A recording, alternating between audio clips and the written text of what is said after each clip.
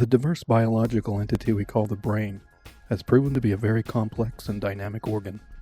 It is the organ that allows us to communicate, develop and comprehend language, create art, write, rational thought, and much more. It is what controls each person's memories, movements, personality, and the way they sense their environment.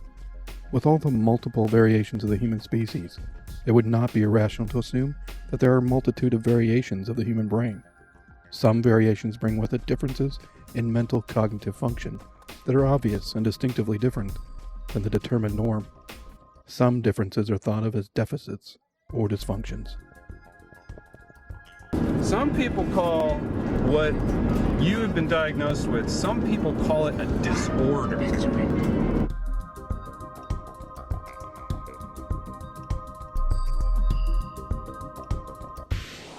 First, there's the biological reality that there's different kinds of brains out there, and as we are coming to understand neurology more and more over the last 10 years in particular, that is becoming important because people have different sorts of brains, that there is this natural neurodiversity in the human, and increasingly they're finding out other species population that affect how people interact with the world, and that is a valid and natural aspect of being human.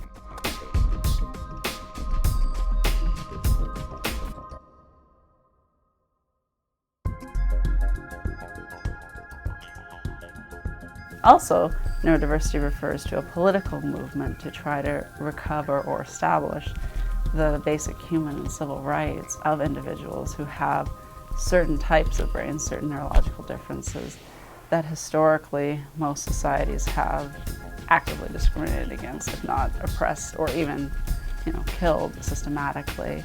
And so there's a need to have a political movement to recover those basic human and civil rights. And that came out predominantly out of the autism movement to begin with, but in recent years has expanded to include a variety of other traditional diagnoses.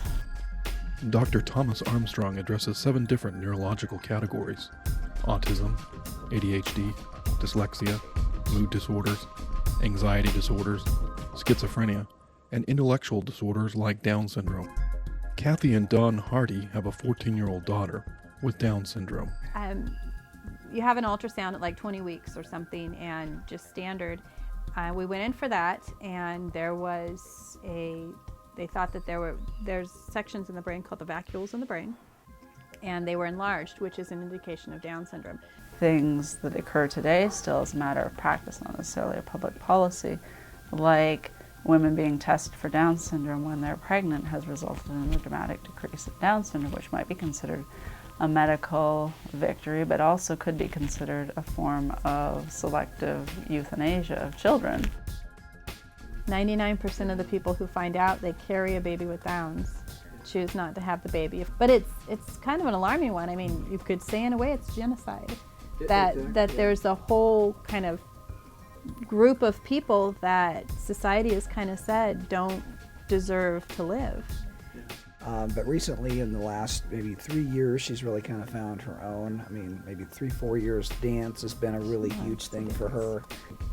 Kitty and I, our oldest daughter, were in the Nutcracker when she was 7-8 range, and we thought, well, maybe she would be able to go to the Vancouver Dance Theater, so we approached them last year, and they were very supportive, just a great community, and so she's been involved with that.